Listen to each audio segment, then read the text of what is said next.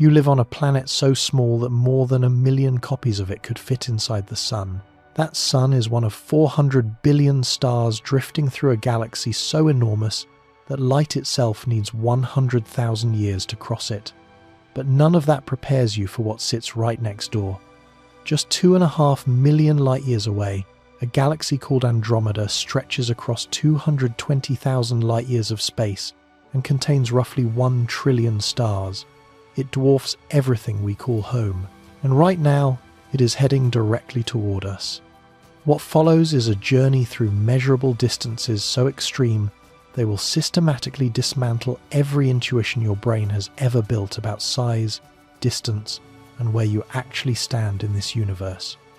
If you enjoy having your perspective on reality completely reshaped by real science, do me a small favor and hit that like button and subscribe. It genuinely helps this channel grow, and it means we get to keep making journeys like this one together. Are you ready? Brace yourself. Let's begin.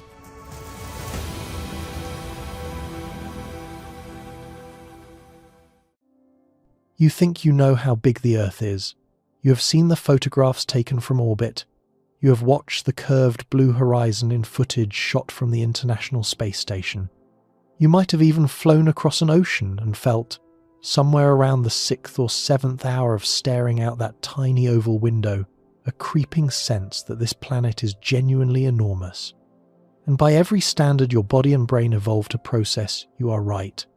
Earth is staggeringly large compared to a human being. But that feeling, that intuitive sense of planetary enormity is the first thing we need to dismantle. Because once you start measuring Earth against the objects that surround it in space, something deeply uncomfortable happens. The planet you stand on, the world that contains every city, every ocean, every mountain range, every war, and every civilization that has ever existed, begins to shrink, and it never stops shrinking. Start with what you can touch. The circumference of the Earth at the equator measures approximately 24,900 miles.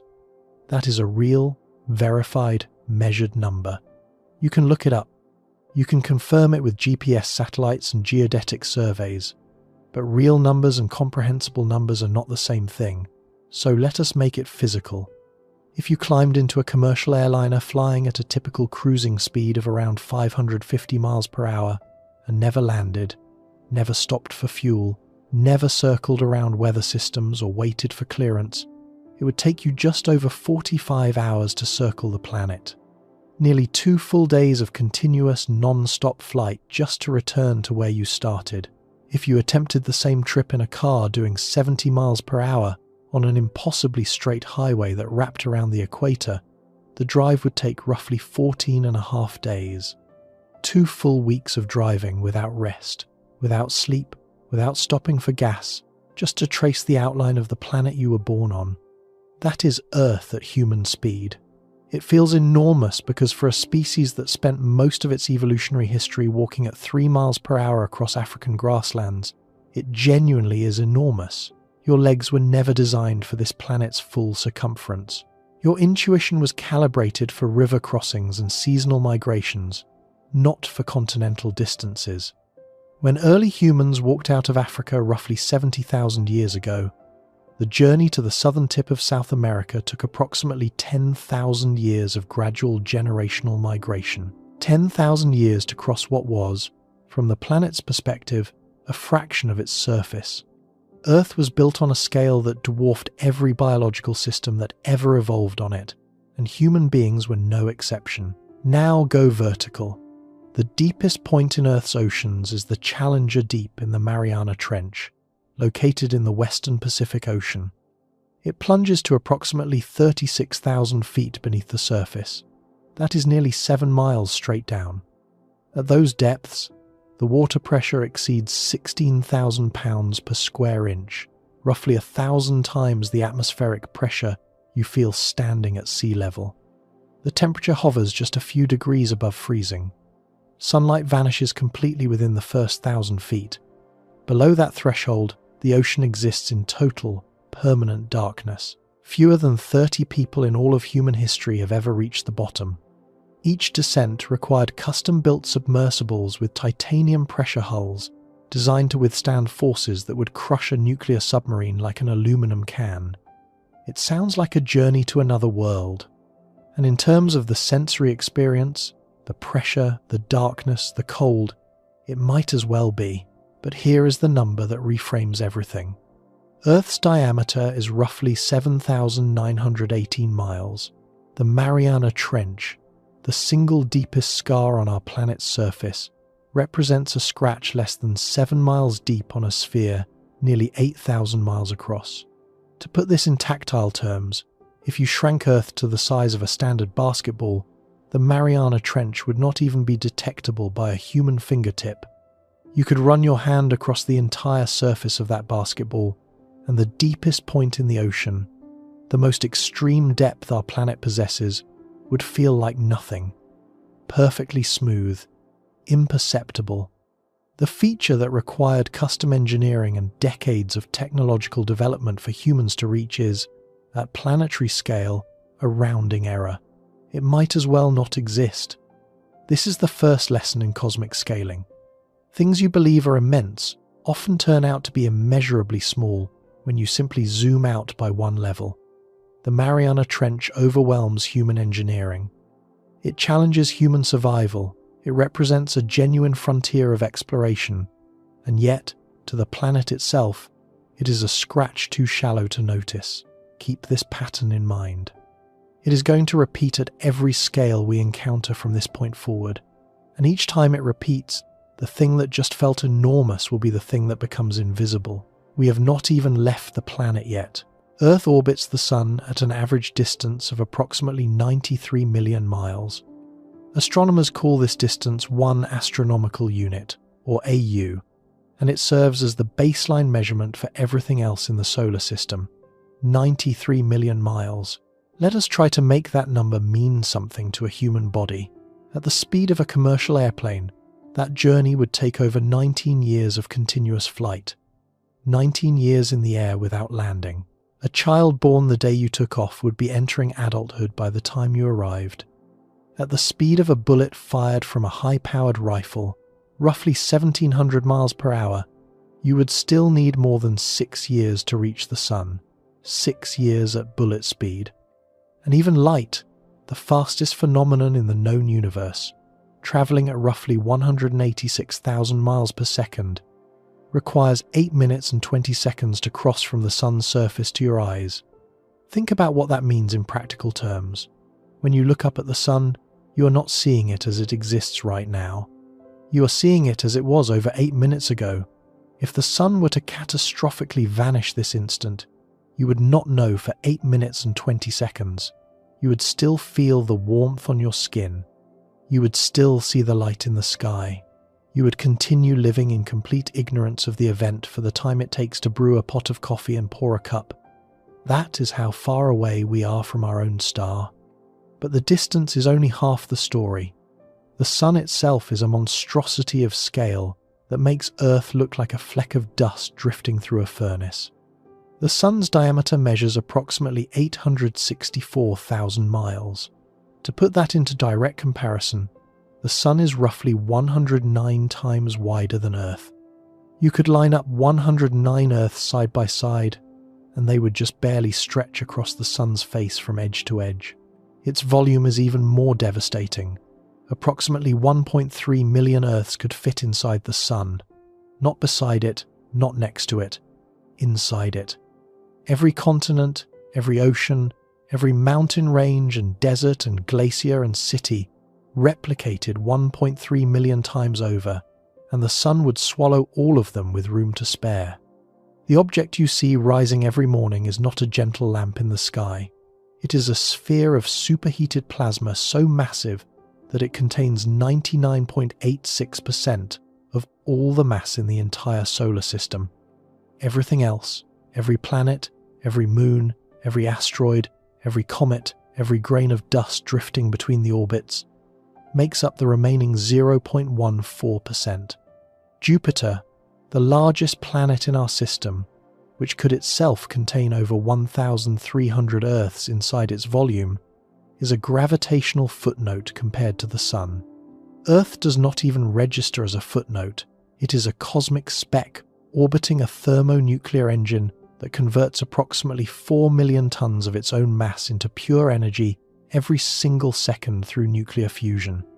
Let that number settle. 4 million tons of matter per second. Not per year, not per day, per second. That is the mass equivalent of roughly 22,000 fully grown blue whales annihilated every tick of the clock, their matter converted entirely into electromagnetic radiation and neutrinos. And the Sun has been sustaining this output continuously for approximately 4.5 billion years. It will continue for roughly another 5 billion before it exhausts its hydrogen fuel supply and begins its transformation into a red giant star, eventually shedding its outer layers and collapsing into a white dwarf remnant. In cosmic terms, our star is middle-aged, stable, and spectacularly ordinary. It ranks among the most common category of stars in the galaxy, classified as a G-type main sequence star. It is not particularly bright, it is not particularly massive, it is not particularly old, and yet its scale makes every structure humanity has ever built, every distance humanity has ever travelled, every measurement humanity has ever taken on the surface of this planet. Feel like a child's drawing taped to the wall of a cathedral. Here is where the emptiness begins. Earth sits 93 million miles from the Sun. Mars orbits farther out at approximately 142 million miles. Jupiter, the first and largest of the gas giants, circles at roughly 484 million miles. Saturn, famous for its ring system, drifts at 886 million miles. Uranus at approximately 1.8 billion miles. And Neptune, the outermost recognized major planet, orbits at a staggering 2.8 billion miles from the Sun. That is the span of our solar system when measured by the major planetary orbits. Nearly 3 billion miles from center to edge, a beam of light leaving the Sun takes over 4 hours to reach Neptune. A radio signal sent from mission control on Earth to a spacecraft operating near Neptune, traveling at the absolute speed limit of the universe, requires approximately 4 hours to arrive. If a spacecraft near Neptune encountered an emergency and radioed home for instructions, the operators in Houston would not receive the distress call for 4 hours. Their response would take another 4 hours to travel back, 8 hours of round-trip communication delay at the fastest speed physics allows. For all practical purposes, a spacecraft near Neptune operates alone. This isolation is not theoretical. It has been experienced by every deep space mission humanity has ever flown. When NASA's New Horizons spacecraft flew past Pluto in July of 2015, its closest approach happened entirely on autopilot. Mission controllers had uploaded the flyby commands hours in advance because the one-way signal travel time from Earth to Pluto exceeded 4.5 hours. There was no possibility of real-time guidance, no possibility of corrective commands during the encounter. The spacecraft executed its observations alone, stored the data on board, and then spent over 15 months slowly transmitting the results back to Earth at a trickle of roughly 1 to 2 kilobits per second. The entire data set from a flyby that lasted hours took more than a year to download across the solar system, and Pluto is close compared to the outer boundary of the Sun's domain. Voyager 1, now more than 15 billion miles from Earth, communicates with a radio transmitter that operates at roughly 22 watts, about the power of a refrigerator light bulb. Its signal, spreading outward in all directions as it crosses the solar system, is so faint by the time it reaches NASA's Deep Space Network antennas on Earth that the received power measures roughly 0.000000000000001 watts. That is roughly 10 billion times weaker than the power needed to operate a standard digital wristwatch. Engineers must use cryogenically cooled receivers and hours of signal averaging just to extract intelligible data from the noise. And Voyager 1 has not even left the Sun's gravitational sphere of influence. It is still, by any meaningful definition, inside our solar system. This is what emptiness means in real engineering terms. Not abstract distance on a chart, but the concrete, measurable degradation of every signal, every communication, every link between a human-made object and the civilization that built it, stretched to the breaking point across voids that exist between objects within our own tiny stellar neighborhood. But even Neptune does not mark the true boundary of our solar system. The Sun's gravitational influence extends enormously beyond the last planet. The Kuiper Belt, a ring of icy bodies beyond Neptune's orbit, stretches from roughly 30 to 50 astronomical units from the Sun.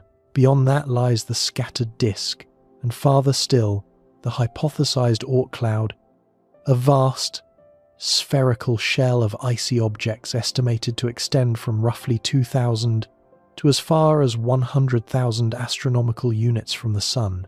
100,000 astronomical units translates to approximately 1.6 light-years. The full gravitational domain of our single, unremarkable middle-aged star stretches across a sphere potentially 2 to 3 light-years in diameter. 1 light-year equals approximately 5.88 trillion miles. The Sun's sphere of gravitational influence extends trillions upon trillions of miles into surrounding space, claiming a volume of cosmic territory so enormous that the planets, all 8 of them, occupy an almost invisible sliver at the very center. Now consider Voyager 1. Launched by NASA on September 5, 1977, aboard a Titan IIIe Centaur rocket, Voyager 1 is the farthest human-made object from Earth. After nearly 5 decades of continuous travel at approximately 38,000 miles per hour, it has covered roughly 15 billion miles from the Sun. 15 billion miles in 47 years. That sounds like a monumental achievement of human engineering, and in many ways, it is. Voyager 1 has crossed the heliopause, the boundary where the solar wind gives way to the interstellar medium, making it the first human-made object to enter interstellar space. But here is the reality that diffuses any sense of triumph. Despite travelling for nearly half a century at 38,000 miles per hour, Voyager 1 remains well within the Sun's extended gravitational sphere. It has not escaped our star's neighbourhood. It has barely entered the front yard. At its current velocity, Voyager 1 would require approximately 73,000 years to cover the distance to Proxima Centauri, the nearest star to our Sun, if it were heading in that direction, which it is not. 73,000 years. That is roughly 9 times longer than all of recorded human civilization. The fastest object our species has ever launched into space cannot reach the next star over in any time frame relevant to the survival of nations, languages, or even species. This is the emptiness that defines our solar system. Not the planets, not the moons, not the rocky debris in the asteroid belt or the icy fragments in the Kuiper Belt. The defining physical characteristic of our solar system is the absolutely staggering volume of empty space between objects. Space that contains functionally nothing. No air, no sound, no resistance, no landmarks, no rest stops. Just vacuum extending in every direction for billions upon billions of miles, punctuated by occasional lumps of rock, gas, or ice so small relative to the distances separating them that locating them requires precise mathematical coordinates rather than any form of visual scanning. Let us make this visceral with a scale model. Imagine shrinking the Sun down to the size of a large grapefruit, roughly 8 inches across. At that scale, Earth would be reduced to the size of a small pebble, less than an inch across, sitting about 75 feet from the doorway. Mars would be a slightly smaller pebble at approximately 115 feet. Jupiter, the giant of our planetary family, would be a ball roughly 6 inches in diameter, hovering at about 390 feet from the door. Saturn would sit at roughly 717 feet. And Neptune, the most distant major planet, would be a ball slightly smaller than Jupiter, sitting nearly half a mile away from that front door. Half a mile. And the Sun in this model is an object you could hold in one hand.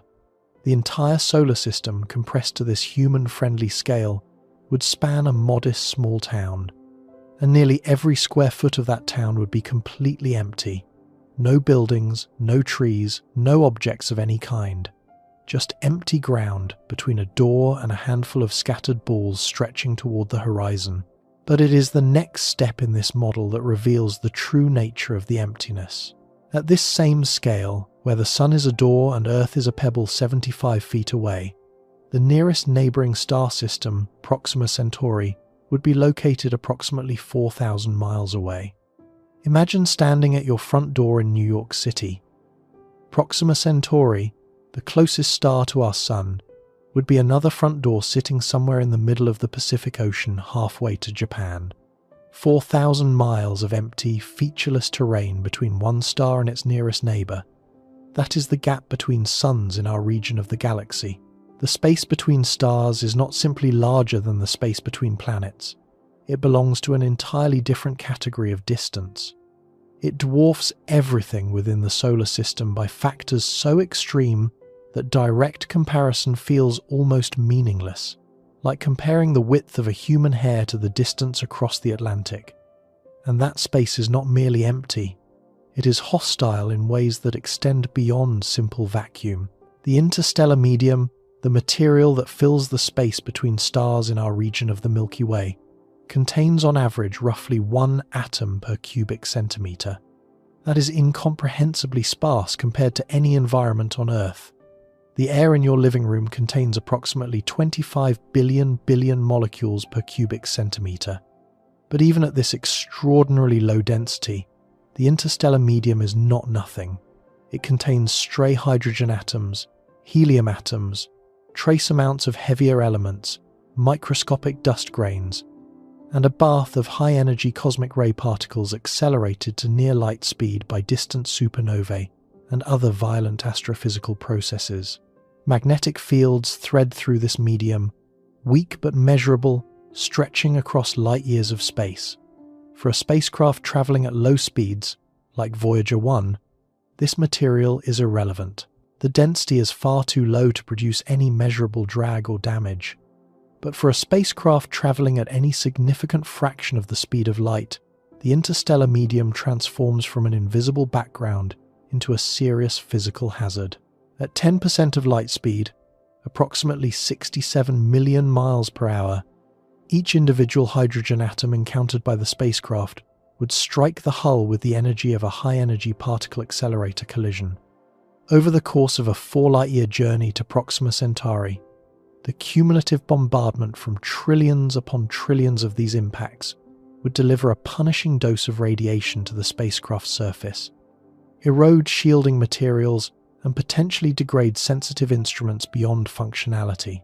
The interstellar medium also contains dust grains, each one microscopic by earthly standards, but travelling at a relative velocity of 10% of light speed, each grain impact would carry the kinetic energy of a small explosive charge. The void between stars is not a passive emptiness waiting to be crossed. It is a thin, invisible gauntlet that grows more dangerous the faster you attempt to cross it. Even at the smallest interstellar scales, even within the relatively dense disk of our own galaxy, the space between stars punishes speed and rewards patience that no biological organism possesses. And yet, these interstellar voids are just the gaps between individual houses in a city of 400 billion houses. All of this, the planets, the Sun, the Voyager spacecraft, the 15 billion miles of distance travelled over nearly 5 decades, exists inside a single galaxy, the Milky Way, a structure so vast that the entire solar system, with all of its planets and moons and comets and billions of miles of empty space, would not register as a single visible dot on a photograph taken from outside it. The numbers that describe the Milky Way are so far beyond anything we have encountered so far that they deserve their own full treatment, and they will get it. But first, understand this. Everything measured so far, every distance that made your intuition flinch, every comparison that forced you to recalibrate your sense of what qualifies as large, describes a region of space so tiny within our galaxy that it is, for all practical purposes, invisible. Here is where everything we have measured collapses into insignificance. If you placed a single grain of rice at the 50-yard line of an American football field and declared that grain to be the entire solar system, the football field would not even begin to represent the Milky Way. At that scale, our galaxy would extend far beyond the stadium, beyond the parking lot, beyond the surrounding neighborhoods, beyond the city limits. The grain of rice sitting at midfield would be invisible to anyone sitting in the stands. You could walk down to the 50-yard line, drop to your knees, and search the turf with a magnifying glass, and you would struggle to find the grain that represents everything you have ever known. Every signal humanity has ever broadcast into space has traveled outward at the speed of light for roughly 120 years since the first radio transmissions in the early 20th century. That means our electromagnetic footprint, the sum total of every radio wave, every television signal, every radar pulse, every intentional and unintentional transmission our species has ever produced, extends approximately 120 light-years from Earth in all directions. 120 light-years sounds enormous, but the Milky Way is 100,000 light-years across. Our loudest shout into the cosmos has covered approximately 0.1% of our own galaxy's diameter. If the Milky Way were a dining room table, our entire radiosphere would be a penny lying on the surface. To any observer on the other side of the galaxy, to any civilization watching from 50,000 light-years away, humanity does not exist. Our signals have not arrived. They will not arrive for tens of thousands of years, and even when they do, they will be so faint, so diluted by the inverse square law governing electromagnetic radiation, that detecting them would require sensitivity far beyond anything we can currently build. This is not speculation. These are distances measured by space telescopes, confirmed by multiple independent research teams, published in peer-reviewed astrophysical journals, and verified across decades of observation. The European Space Agency's Gaia spacecraft has catalogued the precise positions and motions of nearly 2 billion individual stars in our galaxy. NASA's Hubble and James Webb Space Telescopes have imaged structures at distances that make the entire Milky Way look like a single spark in a bonfire. The measurements are confirmed, the numbers are real, and they are only the starting point of this story, because everything described so far, every measurement, every distance, every comparison that stretched or broke your intuition, describes only our solar system and its position within the galaxy it inhabits. We have not yet turned our attention beyond the Milky Way. We have not yet looked at what lives just outside our galactic borders, a structure so large it makes our entire galaxy look modest by comparison. A structure containing approximately 1 trillion stars spread across a disk more than double the diameter of our own. A structure that is, right now, at this very moment, closing the distance between itself and us. The giant next door has a name, and by every measurable standard available to modern astronomy, it is bigger than the place we call home. So far, we measured the Earth, we measured the Sun, we measured the distances between planets and the emptiness that defines the solar system.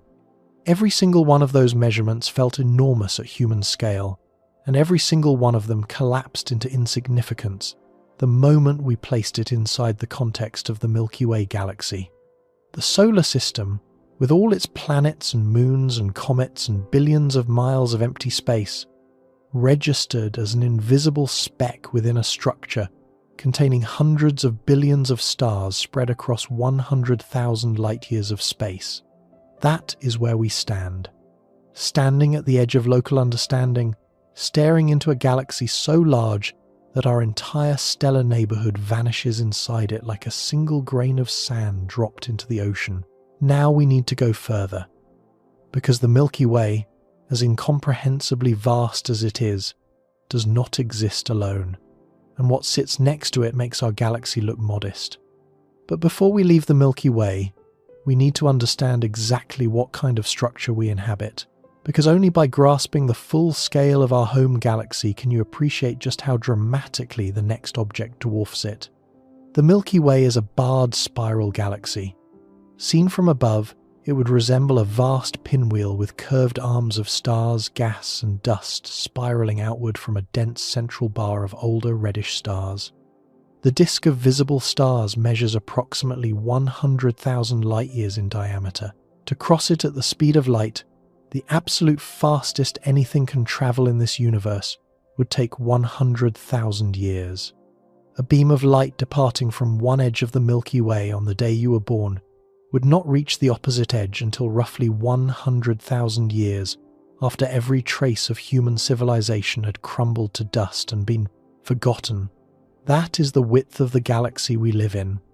100,000 light-years of stars, gas, dust, dark matter, stellar nurseries, supernovae remnants, neutron stars, black holes, and vast stretches of interstellar vacuum, all bound together by gravity into a single rotating structure. The disk itself is relatively thin compared to its width. At roughly 2,000 light-years thick in the region near our Sun, the Milky Way is shaped more like a dinner plate than a ball, but even 2,000 light-years of thickness represents an immense vertical expanse. Light needs 2 millennia to travel from the top of the galactic disk to the bottom in our neighborhood. When the Romans were building their first roads across Europe, a photon leaving the upper surface of the Milky Way's disk near our position would only now be arriving at the lower surface. 2,000 years of travel at the fastest speed the universe allows, just across the thin edge of the galaxy. Within this disk, the Milky Way contains between 200 billion and 400 billion individual stars. The exact number remains uncertain because our position inside the galaxy limits our ability to count stars on the far side, where thick clouds of interstellar dust block visible light. Infrared surveys have improved our estimates enormously, but a precise census of every star in the Milky Way remains beyond current capability. What we do know is that the number is staggering. If you attempted to count every star in our galaxy at a pace of 1 star per second, never pausing to eat, sleep, or rest, the task would take you somewhere between 6,300 and 12,700 years.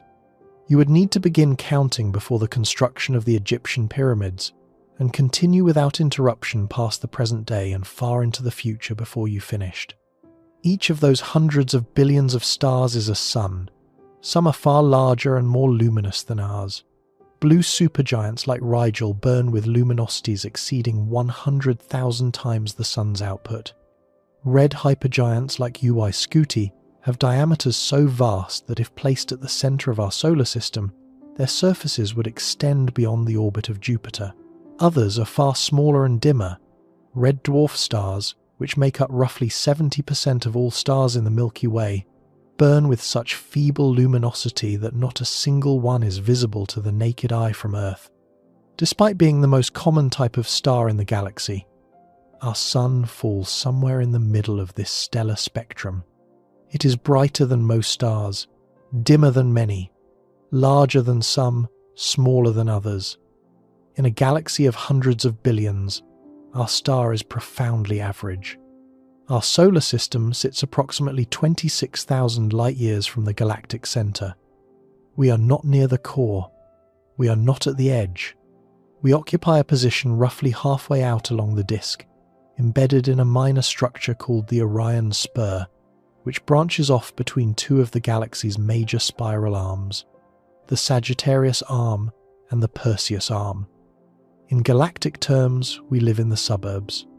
Not the dense, active downtown core where stars are packed thousands of times more tightly than in our neighborhood, but not the sparse outer rim where star density thins to almost nothing. We are in a middling region of a middling arm of a galaxy that itself, as we are about to discover, turns out to be middling among its immediate neighbors. The Sun and everything gravitationally bound to it orbits the galactic center at a speed of approximately 515,000 miles per hour. Despite this tremendous velocity, the sheer scale of the Milky Way means that one complete orbit takes roughly 230 million years. This period is sometimes called a galactic year, and it provides one of the most disorienting perspective shifts available in astronomy. In the 4.5 billion years since the solar system formed, the Sun has completed approximately 19 or 20 full orbits of the galaxy. The last time our star occupied this exact position in the Milky Way, roughly 230 million years ago, the Earth was in the early Triassic period. Dinosaurs were just beginning to appear. The supercontinent Pangaea was still largely intact. No grass existed anywhere on the planet, no flowers, no birds. The world was populated by creatures that would be almost unrecognizable to modern eyes. That is how long a single galactic orbit takes, and the Sun has done it only about 20 times in its entire existence. To understand how invisible our solar system is within this structure, consider one more comparison. If you were standing at the center of the Milky Way and looked outward toward our Sun, locating it would be functionally equivalent to standing in the middle of a completely darkened Manhattan at night and trying to identify one specific firefly hovering somewhere among 400 billion other fireflies scattered across the island. Every firefly is glowing, every firefly is moving, and the one you are looking for is utterly average in brightness, utterly average in size, and located in a section of the island with no distinguishing features whatsoever. You would never find it. Not in a human lifetime. Not in 1,000 human lifetimes. Our Sun, and everything orbiting it, is one faint point of light among hundreds of billions in a galaxy, 100,000 light-years across. This is the full scale of the Milky Way.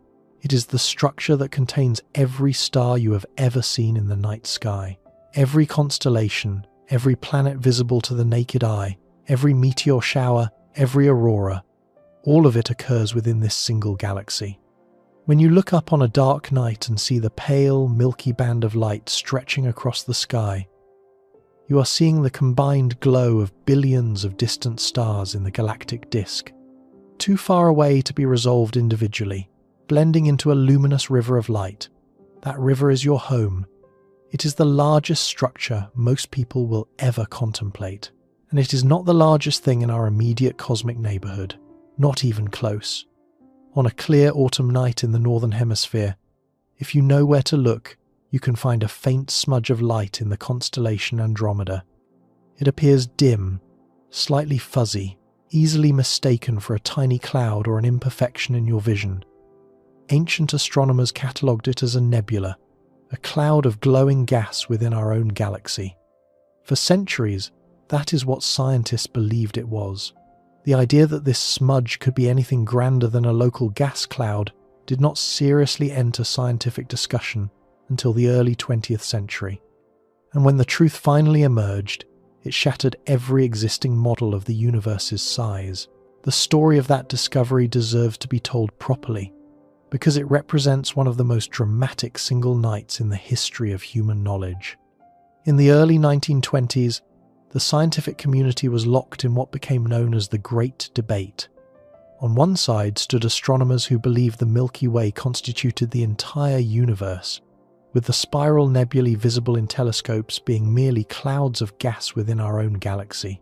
On the other side stood those who suspected the spiral nebulae were island universes, entire galaxies comparable to our own, located at vast distances beyond the Milky Way's borders.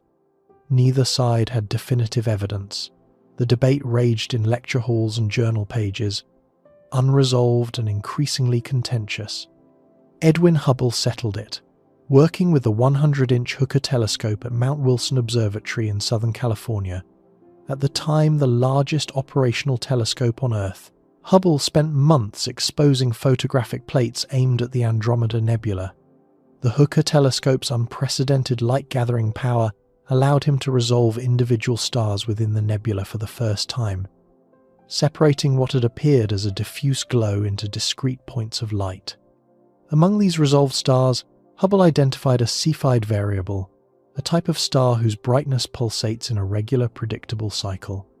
The critical insight came from the work of astronomer Henrietta Swan Leavitt, who had established years earlier, through painstaking observations of Cepheids in the Magellanic Clouds, that the pulsation period of a Cepheid is directly and reliably related to its intrinsic luminosity. A Cepheid that pulsates slowly is genuinely brighter than one that pulsates rapidly. This period luminosity relationship gave astronomers a cosmic measuring tool of extraordinary power. By observing the pulsation period of a Cepheid, you could determine its true brightness. By comparing that true brightness to its apparent brightness as seen from Earth, you could calculate its distance using the inverse square law of light. Hubble applied this method to the Cepheid he had found in Andromeda. The pulsation period told him the star's true luminosity. Its faintness as observed from Earth told him it was enormously far away. When he completed the calculation, the result was staggering. The star, and therefore the nebula containing it, was located approximately 900,000 light-years from Earth. A distance later revised upward to approximately 2.5 million light-years as distance measurement techniques improved over subsequent decades. This was far beyond the estimated boundaries of the Milky Way. The Andromeda Nebula was not a gas cloud within our galaxy. It was a galaxy in its own right, a separate island of stars at an almost incomprehensible distance. In a single calculation, derived from a pulsating star on a photographic plate, the known universe expanded from one galaxy to at least two. The great debate was over. The cosmos had just become unimaginably larger than almost anyone had dared to propose. That faint smudge you can see with your naked eye is the Andromeda Galaxy, designated Messier 31 or M31 in astronomical catalogues. It is the most distant object visible to the unaided human eye. And what you are looking at, that gentle, barely perceptible glow, is the combined light of approximately 1 trillion stars. 1 trillion, not billion, trillion. To put that number in direct comparison, the Milky Way contains between 200 billion and 400 billion stars. Andromeda contains roughly 1 trillion. Depending on which estimate you use for our galaxy, Andromeda harbours between 2.5 to 5 times as many stars as the Milky Way. Every star in our galaxy, every sun that powers every planet that harbours every possibility of life within the Milky Way, could be multiplied several times over and still not match the stellar population of the galaxy next door. When you look at that faint smudge in the autumn sky, you are seeing a structure that contains more individual suns than the total number of stars in your home galaxy. That simple act of looking, something any human with functional eyesight can do on a clear night, connects your retina to photons that originated from a system of 1 trillion nuclear furnaces burning across a disk of space more than twice the width of everything you have ever known. Andromeda's disk stretches across approximately 220,000 light-years. The Milky Way's disk spans roughly 100,000 light-years. If you place both galaxies side by side, Andromeda would dwarf our galaxy the way a beach ball dwarfs a tennis ball. More than double the diameter means far more than double the area. The surface area of Andromeda's disk is roughly 4 to 5 times that of the Milky Way's disk. It is not simply a bigger version of our galaxy. It is a categorically larger structure, a galactic giant that makes our home look like a smaller companion rather than an equal neighbour. The structural differences extend beyond raw size. Andromeda is also a spiral galaxy, but its spiral arms are more tightly wound than the Milky Way's, and its central bulge, the dense concentration of older stars surrounding the galactic core, is significantly more prominent. The Milky Way's central bulge is relatively modest and elongated into a bar shape. Andromeda's bulge is rounder and more massive, containing a far larger population of older, redder stars. This structural difference tells astronomers something important about each galaxy's history. The size and shape of a central bulge is influenced by a galaxy's merger history. Larger bulges typically indicate more past collisions with other galaxies. Andromeda's prominent bulge suggests it has consumed more satellite galaxies over its lifetime than the Milky Way has, growing its central regions through repeated gravitational cannibalism across billions of years. Both galaxies harbour supermassive black holes at their centres. In the Milky Way, the central black hole is called Sagittarius A star. It weighs approximately 4 million times the mass of our Sun.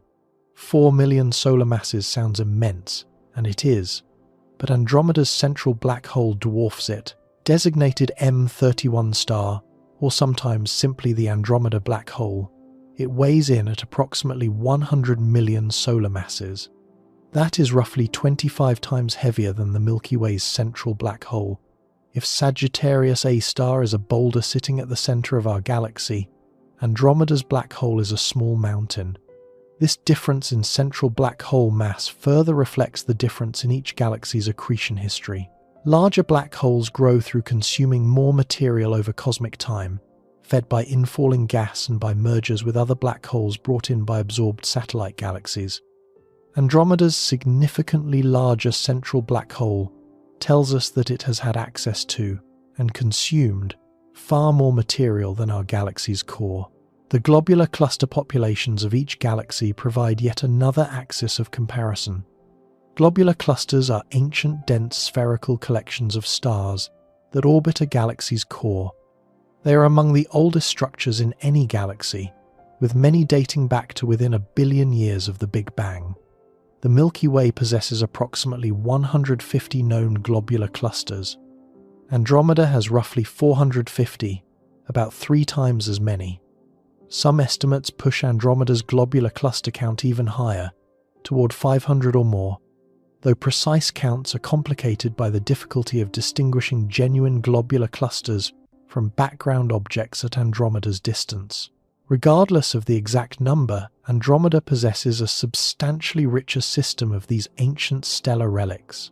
Each globular cluster contains anywhere from tens of thousands to several million stars, packed into a spherical volume only a few dozen to a few hundred light-years across. The sheer number of globular clusters orbiting Andromeda speaks to the galaxy's larger gravitational sphere of influence and its more extensive history of satellite galaxy absorption. But Andromeda's dominance extends beyond its internal structure. It commands an entire gravitational entourage of smaller galaxies. The 2 most prominent satellite galaxies are M32 and M110, both visible in long-exposure photographs of Andromeda as distinct smaller smudges near the main disk. M32 is a compact elliptical galaxy containing roughly 3 billion stars. Despite its relatively modest size, M32 is scientifically fascinating because it orbits remarkably close to Andromeda's disk and shows unmistakable signs of tidal stripping. Andromeda's immense gravity is actively pulling stars away from M32's outer regions, slowly dismantling it across hundreds of millions of years. Simulations suggest that M32 may once have been a much larger galaxy, perhaps a medium-sized spiral, that has been progressively consumed by Andromeda over billions of years of close orbital interaction, stripped down to its dense core.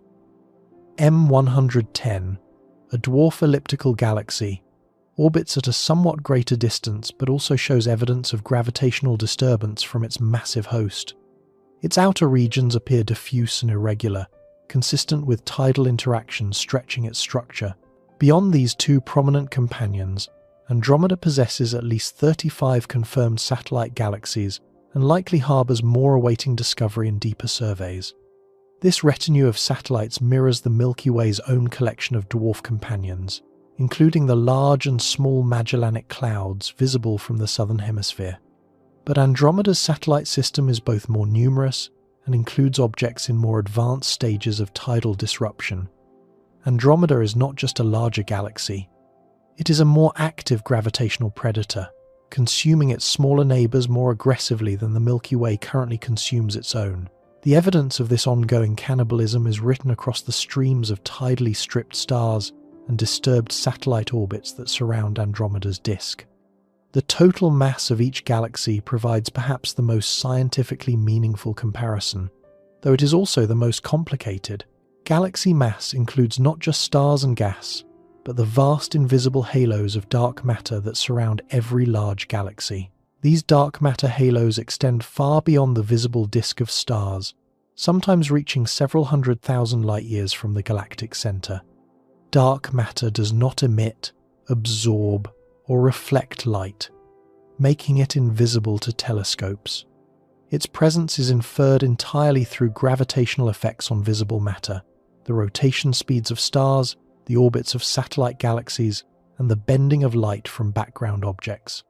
Current estimates place the Milky Way's total mass, including its dark matter halo, at approximately 1 to 1.5 trillion solar masses. Andromeda's total mass has been the subject of considerable scientific debate. Earlier estimates placed it significantly higher than the Milky Way's mass, at roughly 1.5 to 2 trillion solar masses, reinforcing the image of Andromeda as the dominant galaxy in our local neighborhood. However, more recent studies, particularly those utilizing data from the European Space Agency's Gaia spacecraft, have revised some of these estimates. A 2018 study published in the Astrophysical Journal used the dynamics of satellite galaxies and globular clusters orbiting Andromeda to recalculate its total mass, and arrived at a figure closer to 800 billion. Solar masses, surprisingly lower than earlier estimates and potentially comparable to or even slightly less than the Milky Way's mass. Other studies have produced different results, with mass estimates for Andromeda ranging from 800 billion to nearly 2 trillion solar masses depending on methodology, assumptions about the dark matter halo profile, and the specific tracer objects used to infer the gravitational field.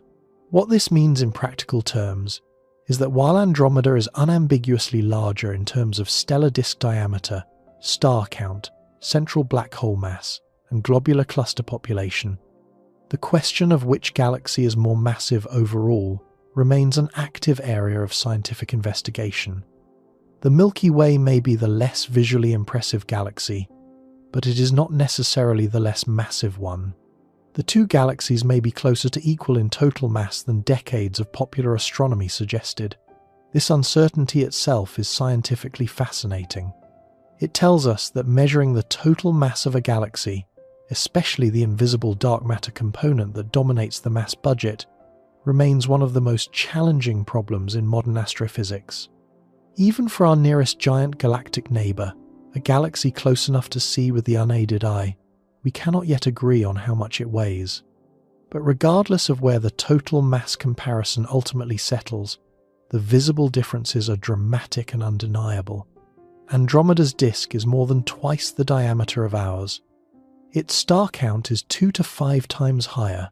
Its central black hole outweighs ours by a factor of 25. Its globular cluster system is 3 times richer. In every visually measurable category, Andromeda is the larger galaxy.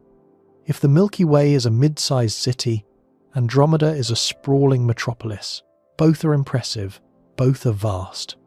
But one of them has more buildings, wider streets, a denser downtown, and a significantly bigger city hall, and both of them belong to the same gravitational neighborhood.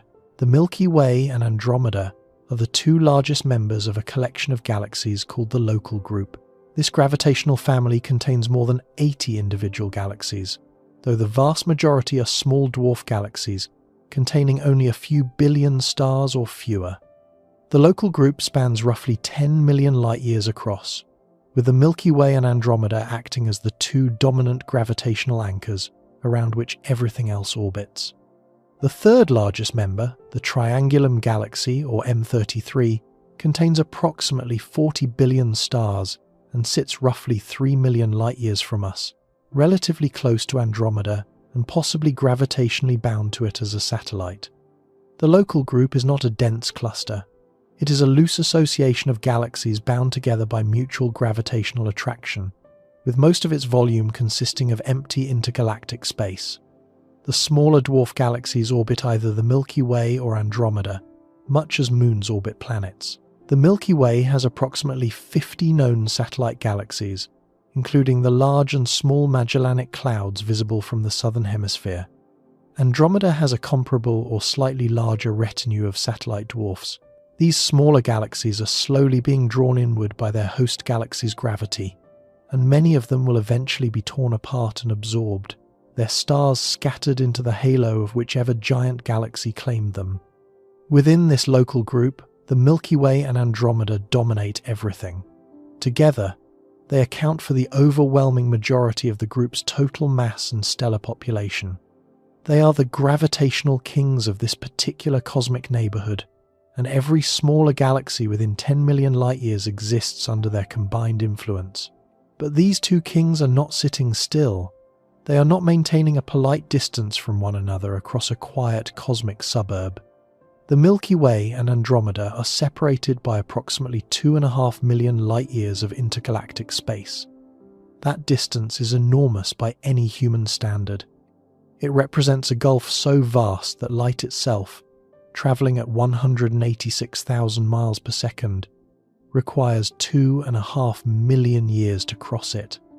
The photons arriving at your eyes from Andromeda tonight left that galaxy before the genus Homo existed on Earth. And across that entire immense distance, something is happening. Something slow, gravitational and inevitable. Andromeda is not drifting randomly through space relative to us. It is not receding into the distance like most distant galaxies carried apart by cosmic expansion.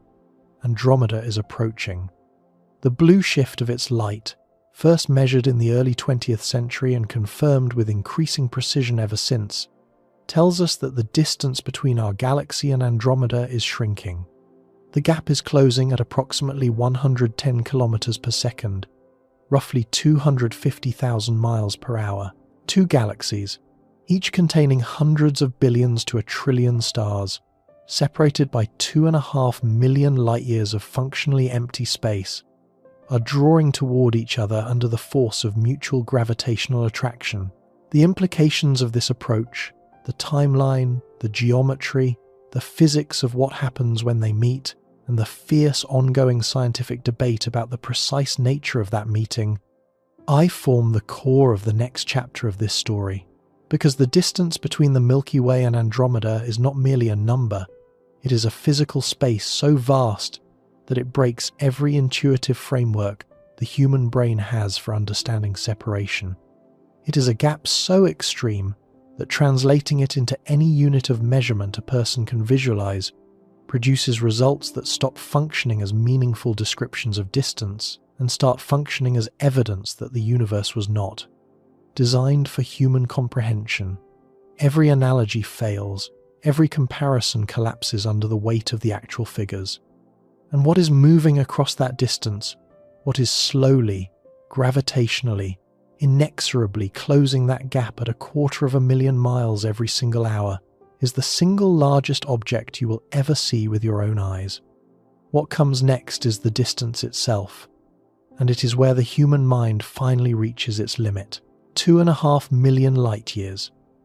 That is the distance between the Milky Way and the Andromeda Galaxy. It is the number that has been floating in the background of this entire story, waiting for the moment when we finally stop and stare directly at it. We have spent this entire journey building toward this distance.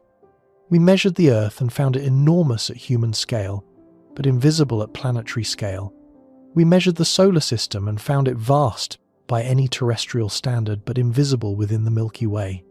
We measured the Milky Way and found it incomprehensibly large, containing hundreds of billions of stars across 100,000 light-years of space. And then we discovered that the galaxy next door, Andromeda, is more than twice the diameter of our home, contains up to 1 trillion stars, and possesses a central black hole 25 times more massive than ours.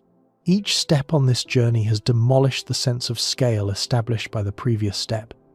Each level of cosmic organization has made the last one disappear. Now we confront the gap between them, and this is where the numbers stop behaving like numbers. This is where the human brain, which evolved to track the distance between a predator and a watering hole, reaches a wall it cannot climb. Let us start with the raw figure and try, honestly and methodically, to make it mean something. 1 light-year is the distance that light travels in 1 year, moving at approximately 186,000 miles per second. In more familiar terms, 1 light-year equals roughly 5.88 trillion miles. That is 5,880,000,000,000 miles. Written out in full, that number is 5, followed by 12 digits. A single light year is already so far beyond anything a human being has ever physically traversed that it functions more as a mathematical concept than a practical distance. No human has travelled even 1% of 1% of 1 light-year from Earth. The farthest any human being has ever been from this planet is the distance to the Moon, approximately 240,000 miles during the Apollo missions. 1 light-year is roughly 24 million times farther than the Moon. Every crewed space mission in human history, every walk on the lunar surface, every orbit of the Earth, every spacewalk conducted from the International Space Station, all of it combined does not begin to approach 1 light-year of distance. Now multiply that figure by 2.5 million. The distance to the Andromeda Galaxy is approximately 2.5 million light-years, which translates to roughly 14.7 quadrillion miles. 14.7 quadrillion, that is 14,700,000 billion miles. The number has 15 digits. It is so large that writing it out in standard notation requires you to count zeros the way you might count steps on a long staircase, losing track somewhere in the middle and having to start again. If you attempted to write this distance out in miles using standard 12-point type on sheets of paper, and you stacked those sheets on top of one another, the stack itself would stretch a distance that your brain would refuse to process. 14.7 quadrillion miles is not a distance you can comprehend. It is a distance you can only accept as a verified fact while acknowledging that your nervous system has no mechanism for turning it into an image, a feeling, or an intuition. But let us try anyway. Let us attempt to translate this distance into something physical. Light travels at the fastest speed the universe allows. Nothing with mass can match it. Nothing with mass can even approach it without requiring infinite energy. And yet light, moving at this ultimate cosmic velocity, requires 2.5 million years to cross from Andromeda to the Milky Way. Think about what that travel time contains. 2.5 million years ago, the genus Homo did not exist. Our ancestors were Australopithecus, walking upright across the African savanna with brains roughly 1/3 the size of a modern human's. They had no language, no tools beyond perhaps the occasional found rock, no fire, no shelter beyond what the landscape offered. They lived and died within walking distance of where they were born, aware of nothing beyond the immediate horizon. The light reaching your eyes from Andromeda tonight left that galaxy before any of that. It departed before the evolutionary branching that would eventually produce Homo habilis, the first species in our lineage to systematically craft stone tools. It departed before Homo erectus learned to control fire, before Homo sapiens developed language, before agriculture, before cities, before writing, before mathematics, before telescopes, before the concept of a galaxy even entered human thought. The entire arc of human evolution, every biological and cultural milestone that separates you from a small-brained primate on the African plains, fits inside the travel time of a single beam of light crossing from Andromeda to here. That light was already ancient when the first humans looked up at the night sky and wondered what the stars were. It was already ancient when Galileo pointed his telescope at Jupiter. It was already ancient when Edwin Hubble proved that the smudge in the constellation Andromeda was not a nebula within our galaxy, but a separate galaxy entirely. 2.5 million years of travel at the speed of light, and light is the fastest thing there is. Now, consider what fills that distance.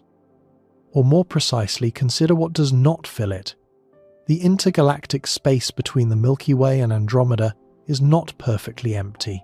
Scientists have detected extremely tenuous distributions of matter in this region.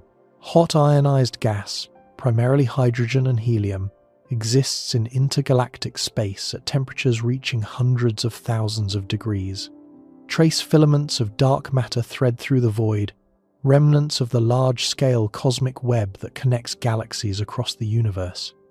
Occasionally, a stray star ejected from one galaxy or the other drifts through this space, unbound to any galactic structure, moving alone through the darkness at hundreds of thousands of miles per hour with no destination and no companions. But the density of this material is so extraordinarily low that calling it matter is almost generous. The average density of intergalactic space in the region between the Milky Way and Andromeda is roughly 1 atom per cubic meter. 1 atom. In a volume of space the size of a large cardboard box, you would find on average a single hydrogen atom. For comparison, the air you are breathing right now contains approximately 25 quintillion molecules per cubic centimeter. The difference in density between the air in your lungs and the intergalactic medium between here and Andromeda spans a factor of roughly 10 to the 25th power. It is a difference so extreme that intergalactic space qualifies as the most perfect vacuum that naturally exists anywhere in the known universe. Laboratory vacuum chambers on Earth cannot approach this level of emptiness. The most advanced vacuum systems ever built by human engineers still contain millions of molecules per cubic centimeter. Intergalactic space is emptier than anything we can manufacture. Imagine a swimming pool filled with perfectly pure water, and then imagine removing every molecule from that pool except for a single grain of dissolved salt.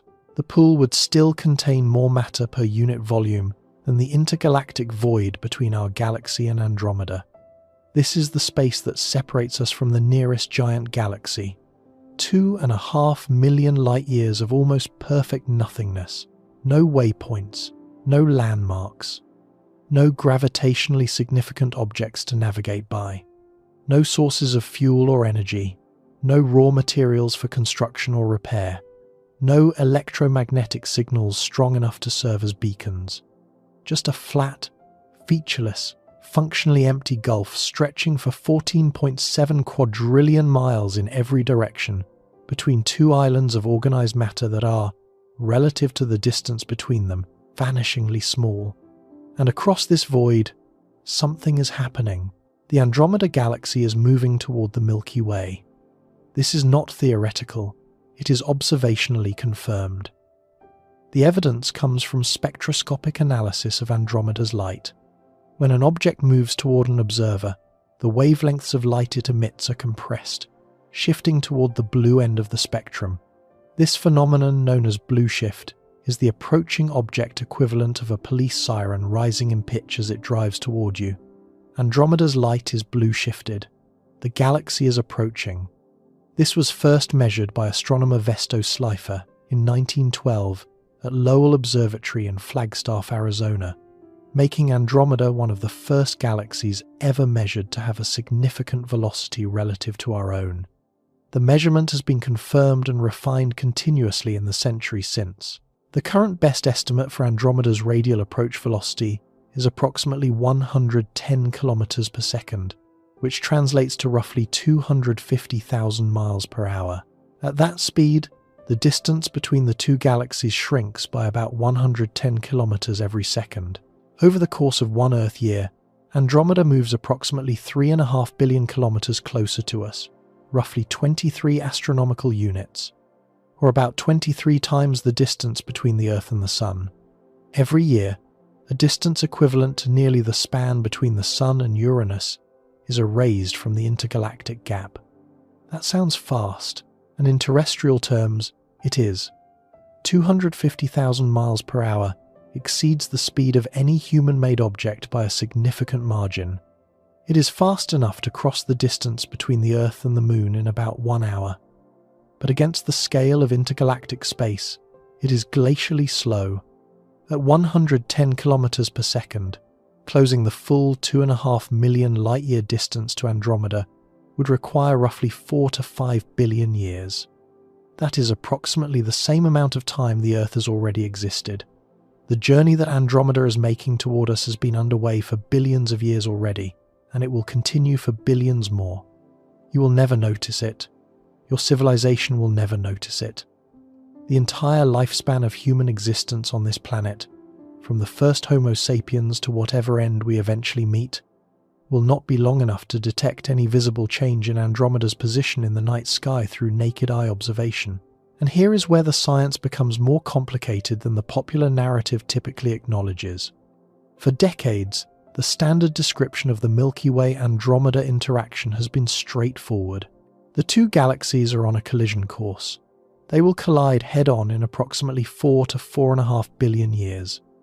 The merger will produce a single, massive elliptical galaxy. This story has appeared in countless documentaries, textbooks, popular science articles, and planetarium shows. It is one of the most widely known facts in public astronomy. But the full picture is more nuanced, and the scientific community's understanding has evolved significantly in the last decade. The radial velocity of Andromeda, the speed at which it approaches us directly, is well measured. 110 kilometers per second, confirmed by multiple independent studies. However, radial velocity tells you only how fast the gap is closing along the direct line between the two galaxies. It does not tell you how Andromeda is moving sideways relative to that line. This sideways component, known as the transverse velocity, is critical for predicting whether the two galaxies will collide head-on, execute a glancing blow, or even pass each other on the first approach before gravity pulls them back together for a later merger. Measuring the transverse velocity of a galaxy 2.5 million light-years away is extraordinarily difficult. The sideways motion translates into an angular shift on the sky that is tiny almost beyond detection. For years, the transverse velocity of Andromeda was essentially unconstrained by observation, and most models simply assumed it was small enough that a head-on collision was the most likely outcome. This changed with the European Space Agency's Gaia spacecraft. Gaia was designed to measure the precise positions and motions of stars with unprecedented accuracy. By tracking the average motion of stars within Andromeda relative to background quasars, researchers were able to produce the first robust measurements of Andromeda's transverse velocity. Studies published in 2019 using Gaia Data Release 2 estimated Andromeda's sideways motion at approximately 57 kilometers per second, with uncertainties that allow values ranging from roughly 40 to 70 kilometers per second. This is not negligible. A significant transverse component means the two galaxies are not approaching each other in a perfectly straight line. They are on a path that includes a significant sideways offset. What does this mean for the interaction? Several things, all of which introduce honest uncertainty into the story. A higher transverse velocity makes a direct head-on collision on the first pass less likely and a glancing encounter more probable. Instead of a single dramatic impact, the galaxies might perform an initial flyby, passing close enough for their dark matter halos and outer stellar populations to interact gravitationally, but without the immediate full merger that earlier models predicted. After the first pass, gravitational friction and the ongoing mutual attraction between the two galaxies would gradually slow their relative motion, pull them back toward each other, and set up a second approach. This second encounter would likely be closer and slower, leading to a more thorough gravitational entanglement. Subsequent passes would follow, each one drawing the galaxies closer together and dissipating more orbital energy, until eventually, over a period potentially spanning several billion years after first close approach, the two systems would coalesce into a single structure. This revised scenario pushes the timeline for a full merger further into the future, from the commonly cited 4 to 4.5 billion years to perhaps 5 billion, 6 billion, or even closer to 10 billion years depending on the precise orbital parameters. Some models suggest the first close encounter could occur in roughly 4.5 billion years, but the final merger might not be complete until 8 to 10 billion years from now. It is essential to state clearly what is and what is not debated in the astrophysics community. What is not debated is that the Milky Way and Andromeda are gravitationally bound to each other and are approaching. The radial blue shift is confirmed.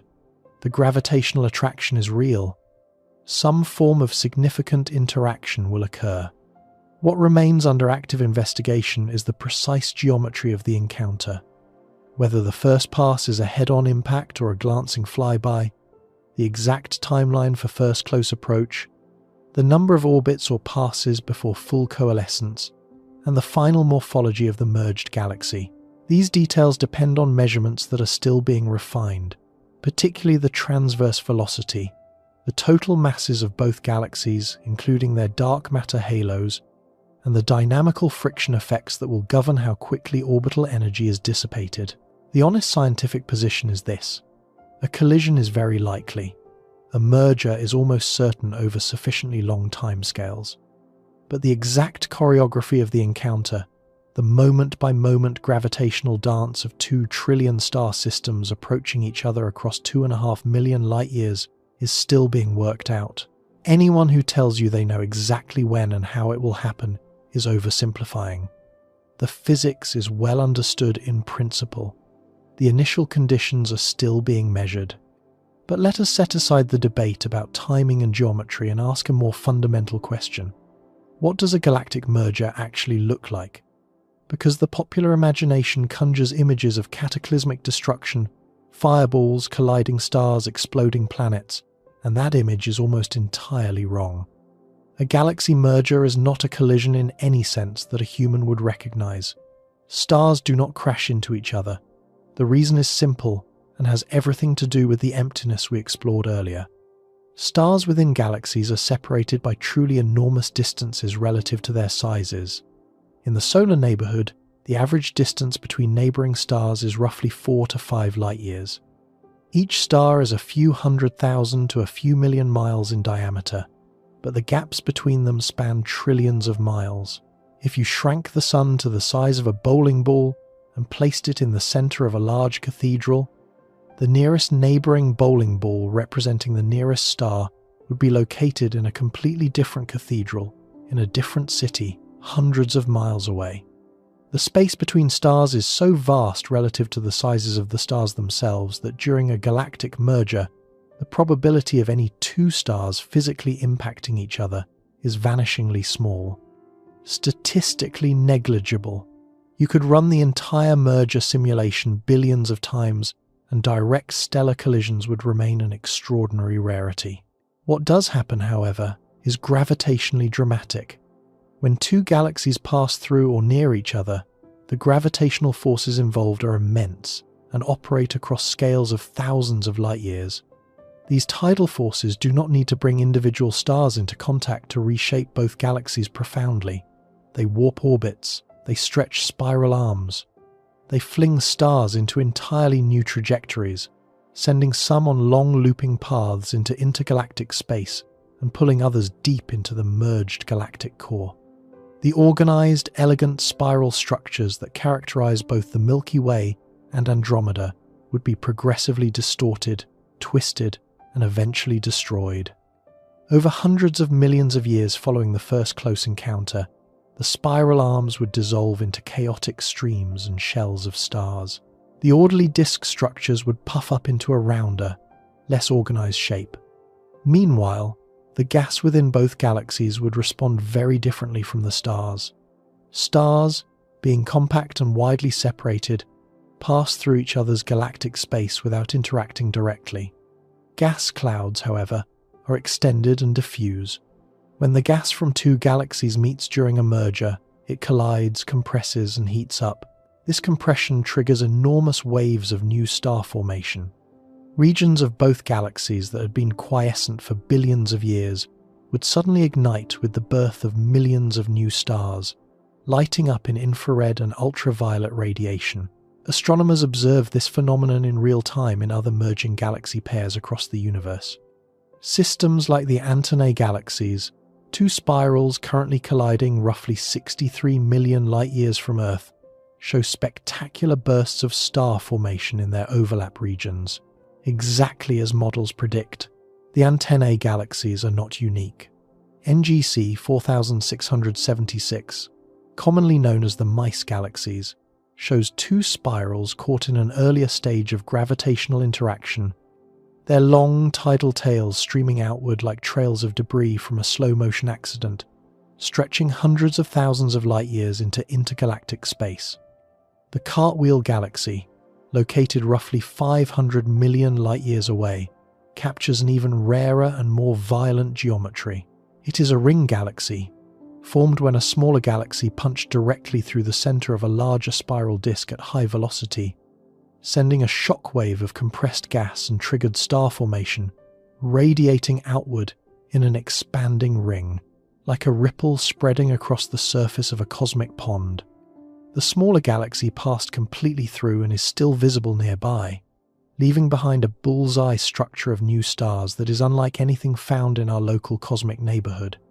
These systems are not simulations or theoretical predictions. They are real galaxies, observed at various stages of gravitational interaction, providing a visual catalogue of what the Milky Way Andromeda encounter will resemble across different phases separated by hundreds of millions of years. Astronomers study these systems as proxies for our own galaxy's future, using their observed properties to calibrate and validate the computer simulations that model the eventual Milky Way Andromeda merger. This starburst phase would be temporary. The violent compression of gas exhausts the available fuel relatively quickly in cosmic terms.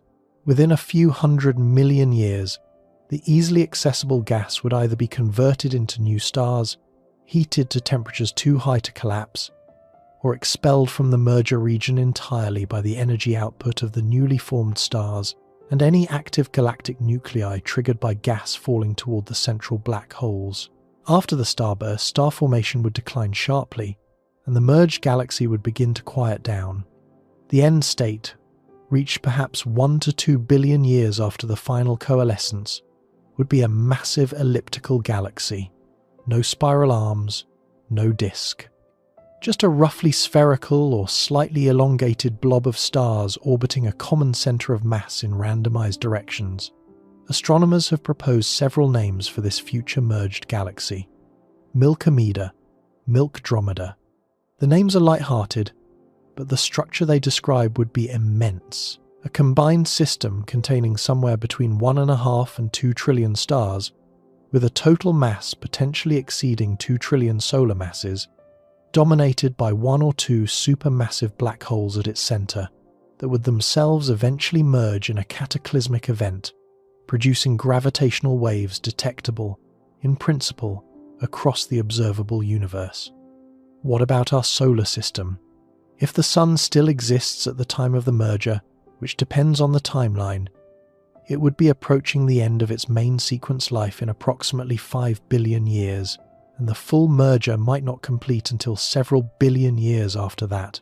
But if we assume the Sun or its remnant survives through at least the early stages of the interaction, the most likely outcome is not destruction but displacement.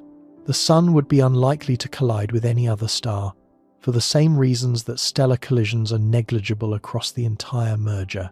However, gravitational perturbation could alter the Sun's orbit significantly. It might be flung outward into the halo of the merged galaxy, orbiting at a much greater distance from the center than it currently does. It might be pulled inward toward the galactic core. In some simulations, a small percentage of stars are ejected entirely from the merged system, flung into intergalactic space at high velocity, becoming unbound rogue stars drifting through the void with no galactic home. From the perspective of any inhabitants on a planet orbiting a star caught in this merger, the changes would be imperceptible on human timescales. Galactic mergers unfold over hundreds of millions of years. The night sky would change, gradually, across millennia and millions of years. Unfamiliar stars from Andromeda would appear in constellations that slowly distorted beyond recognition. The band of the Milky Way across the sky would warp, brighten in some regions, dim in others, and eventually dissolve into a more uniform glow as the disk structure was destroyed. New nebulae would appear as star formation erupted across compressed gas regions. But none of this would happen fast enough for any individual, or even any civilization persisting for thousands of years, to perceive as sudden change. A galactic merger is an event measured in geological time, not human time. It would be like watching a mountain erode. The process is real, powerful, and transformative, but you would never see it move. This is the reality of the Milky Way Andromeda interaction. Two structures, each containing hundreds of billions to a trillion stars, approaching each other across 2.5 million light-years of near-perfect vacuum at 250,000 miles per hour. The encounter will take billions of years to unfold. The merger will reshape both galaxies beyond recognition. Stars will be scattered, orbits rewritten, spiral structures erased, and a new, larger galaxy will emerge from the gravitational wreckage of two ancient spirals. and not a single star in either galaxy is likely to physically touch another star during the entire process. The distances are too large, the stars are too small, the timescales are too long. And that combination, the interplay of enormous distances, tiny objects, and billion-year timescales, defines not just this merger, but the fundamental character of the universe at galactic scale. Which brings us to the question this entire episode has been building toward. Not what the universe will do on its own schedule, because the universe has no interest in human schedules or human capabilities. The universe operates on timescales that make civilizations look like sparks from a campfire, bright for a moment and then gone. The question is what this scale means for anyone who lives within it. What does 2.5 million light-years mean for a species that builds rockets? What does a trillion-star galaxy mean for a civilization that has not yet reached the nearest star to its own sun? What does intergalactic distance mean for any biological organism, any technological society, any conceivable intelligence that looks up at Andromeda from a small planet in the Milky Way and wonders whether it could ever go there? The distances we have measured in this story are not abstract. They are physical. They are made of space, real space, and crossing them requires real time, real energy, and real technology. The laws of physics that govern how fast matter can travel through space, how much energy is required to accelerate mass, and how long biological organisms can survive are not suggestions. They are constraints, hard constraints. And what comes next will measure those constraints against the distance to Andromeda and discover exactly where the boundary lies between what human ambition can imagine and what the architecture of the universe will actually permit. That boundary is closer than you think, and it is far more absolute than anything we have encountered so far. We have now measured everything. We know the size of the Earth, we know the size of the Sun, we know the distances between planets and the emptiness that fills our solar system. We know the scale of the Milky Way with its hundreds of billions of stars, and the staggering dimensions of the Andromeda Galaxy with its trillion suns stretching across 220,000 light-years of space.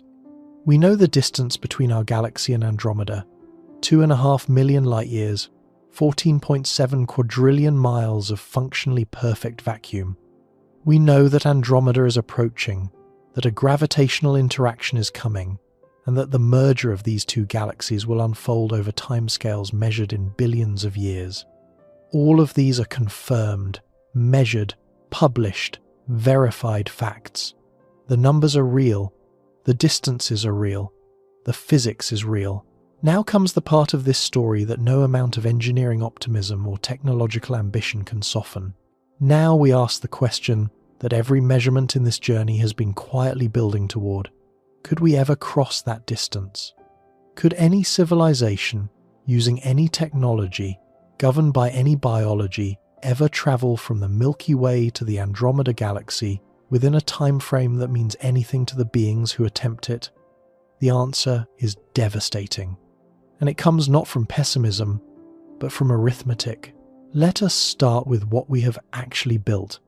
The fastest object humanity has ever sent into deep space on an outbound trajectory is Voyager 1, travelling at approximately 38,000 miles per hour relative to the Sun.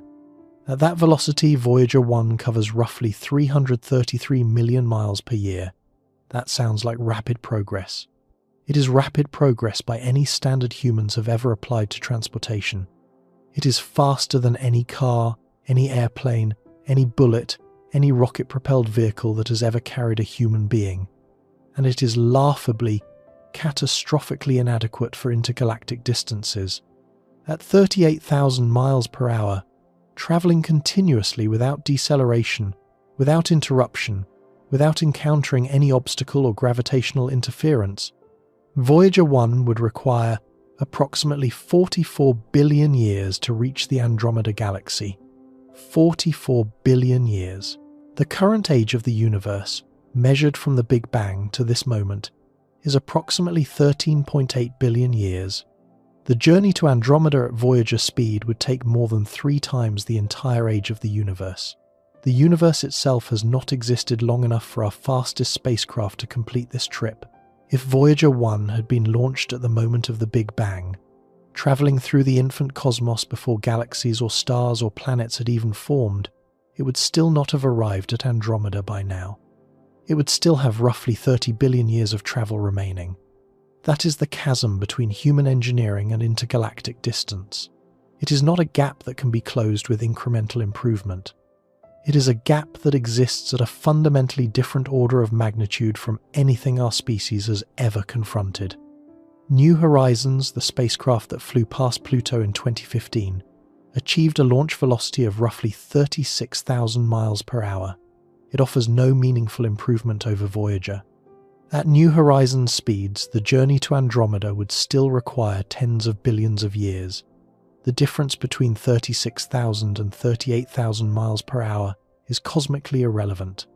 Both speeds are so slow relative to the distance involved that choosing between them is like choosing between two different walking paces for a journey from New York to the surface of Mars. What about the Parker Solar Probe? As of recent measurements, it holds the record as the fastest human-made object relative to the Sun, reaching speeds of approximately 430,000 miles per hour during its closest solar approaches. This is more than 11 times faster than Voyager 1. It represents a genuine leap in achievable velocity for human-built hardware, and at that speed, reaching Andromeda would still take approximately 3.9 billion years. 3.9 billion. The Earth is 4.5 billion years old. That means the fastest object humanity has ever constructed would need a travel time roughly equivalent to the entire current age of our planet to reach the galaxy next door.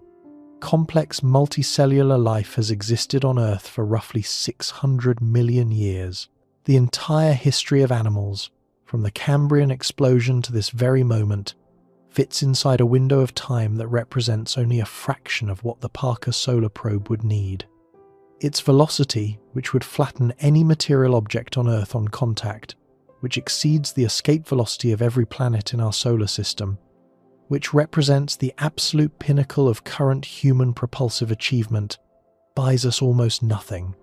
It reduces the travel time from absurd to marginally less absurd. The destination remains unreachable by any factor that matters. But these are existing technologies. What about theoretical ones? What about propulsion systems that do not yet exist but are grounded in real physics? What about the concepts discussed in academic papers and engineering workshops, the designs that might, someday, push a spacecraft to a meaningful fraction of the speed of light? The Breakthrough Starshot Initiative, announced in 2016, proposed using ground-based laser arrays to accelerate tiny, lightweight probes to approximately 20% of the speed of light.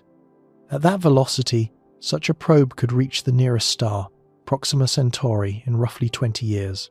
It is an ambitious concept, and even if the engineering challenges are eventually solved, the technology would be designed for interstellar distances measured in single-digit light-years, not intergalactic distances measured in millions. But let us be generous. Let us assume a civilization far more advanced than ours manages to build a crude spacecraft capable of sustained travel at 10% the speed of light. This is not a minor assumption. 10% of light speed is approximately 67 million miles per hour, nearly 2,000 times faster than Voyager 1. Achieving this velocity with a crewed vehicle would require energy outputs and propulsion efficiencies so far beyond current capability that no serious engineering roadmap exists for producing them.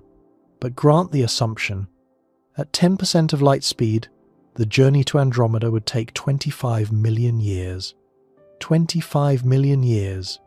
To put that in biological context, 25 million years ago on Earth, the ancestors of modern great apes had not yet diverged from the ancestors of modern Old World monkeys. The Himalayas were still being actively pushed upward by tectonic forces. The entire evolutionary lineage that produced modern humans, from early primates to Homo sapiens, could fit inside this travel time with room to spare. A spacecraft that departed at 10% of light speed when the first crude primates were swinging through Oligocene forests would arrive at Andromeda roughly around now. The passengers who boarded that ship, if biological passengers were even conceivable for such a journey, would need to sustain not just themselves, but an entire functioning society, a closed ecosystem, a stable technological infrastructure, and a coherent mission purpose across a span of time longer than most mammalian species survive on Earth. The average lifespan of a mammalian species, from first appearance to extinction, is roughly 1 to 2 million years. The journey to Andromeda at 10% of light speed would outlast entire evolutionary lineages by a factor of more than 10. Increase the speed.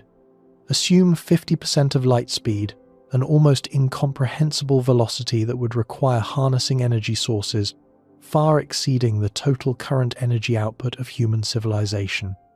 At 50% of light speed, approximately 335 million miles per hour, the journey to Andromeda takes 5 million years. 5 million years ago, the first members of the genus Australopithecus were appearing in Africa. Everything that separates those small-brained, ape-like hominins from you, every tool, every word, every idea, every city, every war, every scientific discovery, occurred in the time it would take a half-light-speed spacecraft to reach Andromeda, and that spacecraft would need to sustain its passengers, or their descendants, or some form of continuous functioning intelligence across that entire span. Push the speed further. 99% of light speed. At this velocity, relativistic effects become significant. Einstein's special theory of relativity predicts that time passes more slowly for objects moving at velocities approaching light speed, a phenomenon called time dilation. For travelers aboard a spacecraft moving at 99% of light speed, the subjective experience of time would be compressed. The universe outside the ship would age faster than the occupants within it. This effect is real, experimentally confirmed with high-precision atomic clocks flown on fast-moving aircraft and satellites. It is not science fiction. It is measured physics. At 99% of light speed, the external journey time, the time that passes for observers back in the Milky Way, would still be approximately 2.5 million years. The universe does not care how fast you travel. 2.5 million light-years of distance still requires a minimum of 2.5 million years for light or anything approaching light speed to cross, as measured from the stationary frame. But inside the ship, time dilation would compress the subjective experience. Depending on the acceleration profile, the onboard elapsed time could be significantly less than the external time. For a ship that could sustain a constant acceleration of 1g, approximately 9.8 meters per second squared, which would conveniently provide Earth-like artificial gravity for the passengers, the subjective journey time to Andromeda would be reduced to roughly 28 years of experience time. 28 years. That sounds almost manageable. A crew could board in young adulthood and arrive in late middle age. But this scenario conceals problems so severe that they effectively disqualify it from serious consideration as a practical possibility. First, maintaining 1g of constant acceleration for the duration of a 2.5 million light-year journey would require an energy expenditure so enormous that no known or theorized fuel source could provide. The energy required to accelerate a spacecraft of any meaningful mass to 99% of light speed, sustain that acceleration, and then decelerate at the destination exceeds the total energy output of the Sun over significant fractions of its lifetime. We are not talking about difficult engineering. We are talking about energy requirements that would consume stellar-scale power sources. Second, the travelers who arrived at Andromeda after 28 subjective years would step out of their spacecraft into a universe that had aged by 2.5 million years. Every person they knew, every civilization they left behind, every record of their departure would be gone. Not dead for a few generations, gone for 2.5 million years. The Milky Way they left behind would be unrecognizable. Stars would have been born and died. Stellar populations would have shifted. The very position of their home star within the galaxy would have changed. They would arrive as visitors from a past so distant that nothing from their era would remain. Even if the physics of the journey were solved, The travelers would be permanently severed from everything and everyone that existed at the time they departed. This is not exile, it is erasure. But the erasure would extend in both directions. Not only would the Milky Way they left behind have aged beyond recognition, but the Andromeda they aimed for would no longer exist in the form they studied before departure. The galaxy whose maps they carried, whose star charts they memorized, whose spiral arm configurations shaped their approach trajectory, would have undergone 2.5 million years of stellar evolution during their journey. Massive blue stars that burned prominently in their pre-departure observations would have exhausted their fuel and exploded as supernovae, leaving behind neutron stars or black holes where bright landmarks once shone. Millions of new stars would have formed in regions that were nothing but cold gas clouds when the mission was planned. The spiral arms would have rotated into different positions around Andromeda's center. Individual star systems that served as navigational targets would have shifted their locations by measurable amounts due to their own orbital motion within the galaxy. The travelers would arrive at a destination that had aged beyond the recognition of their instruments and their maps. They would carry charts of a galaxy that no longer existed in that configuration, aiming for systems that had moved, navigating by stellar landmarks that had changed or vanished entirely. The journey would deliver them not to the Andromeda they intended to visit, but to its distant descendant. And all of this assumes a level of technology so far beyond anything humanity currently possesses that discussing it in practical terms borders on fantasy. We have not sent a crewed mission beyond the moon. We have not sustained a human being in space for longer than approximately 437 consecutive days, the record set by Valery Polyakov aboard the Mir space station. We have no experience maintaining closed-loop life support systems for more than a few years. We have no propulsion system capable of accelerating a crewed vehicle to even 1% of light speed, let alone 99%. The gap between where human spaceflight technology actually stands and where it would need to stand to attempt an intergalactic crossing is not a gap measured in decades or centuries of progress. It is a gap measured in orders of magnitude so large that the word progress loses its meaning. Generation ships, a concept popular in science fiction, propose a partial workaround. Instead of requiring individual humans to survive the entire journey, a generation ship would carry a self-sustaining population that reproduces across millennia or millions of years, with descendants eventually arriving at the destination. The original passengers accept that they will never see the destination. Their role is to begin the journey and maintain the vessel long enough for future generations to continue it. The concept has a romantic appeal. It reframes the journey from an individual endurance test to a collective civilizational project spanning evolutionary timescales. But the practical challenges are almost indistinguishable from impossibility when applied to the distance to Andromeda. At 10% of light speed, the most optimistically fast generation ship would need to sustain a functioning population for 25 million years. Consider what that requires. A closed ecosystem capable of recycling all water, air, and nutrients without any external resupply for 25 million years.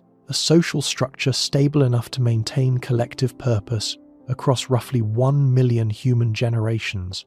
A technological infrastructure capable of self-repair and adaptation over timescales longer than most species persist on Earth. Materials that resist degradation across millions of years of continuous use in the harsh radiation environment of intergalactic space.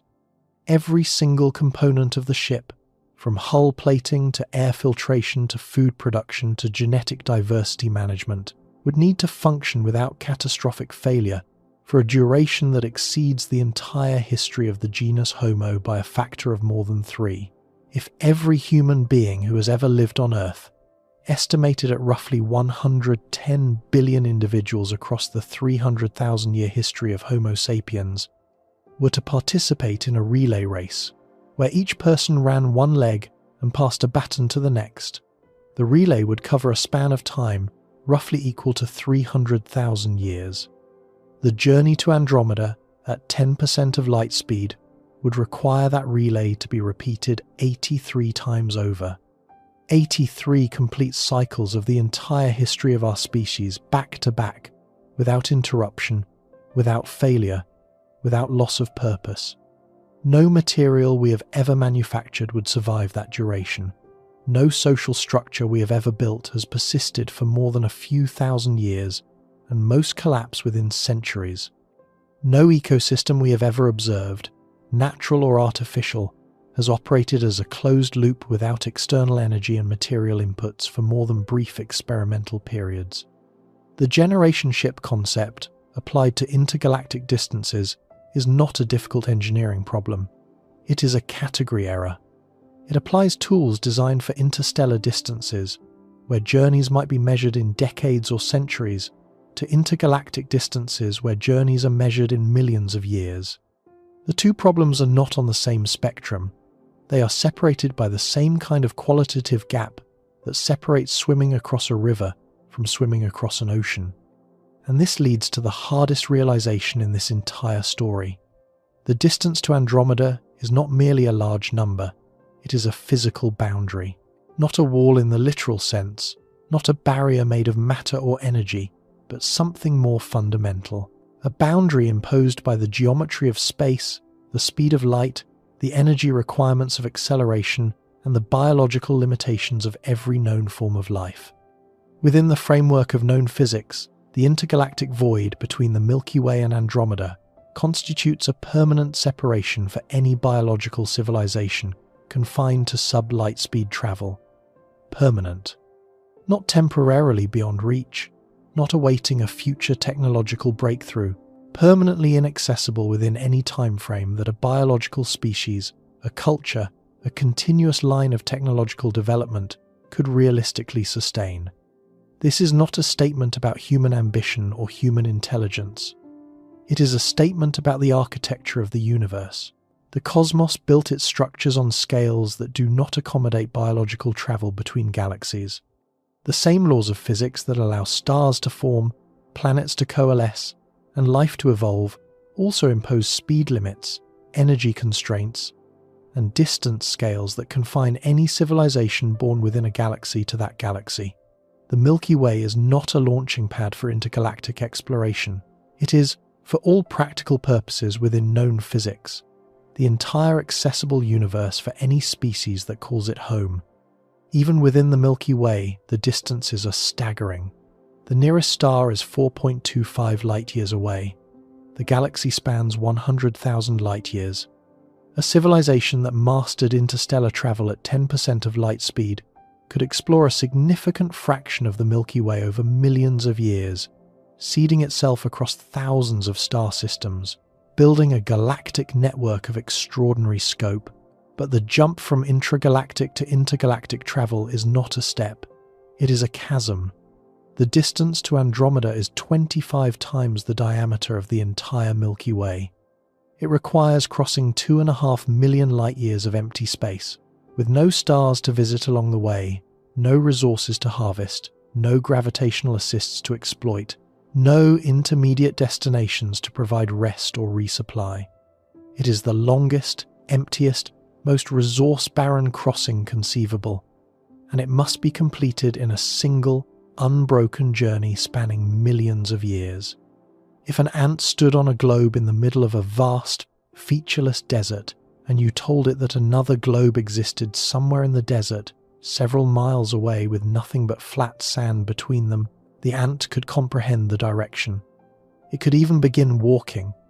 But the distance between the globe it stands on and the globe it cannot see would exceed every capability the ant possesses by so many orders of magnitude that the journey would be meaningless.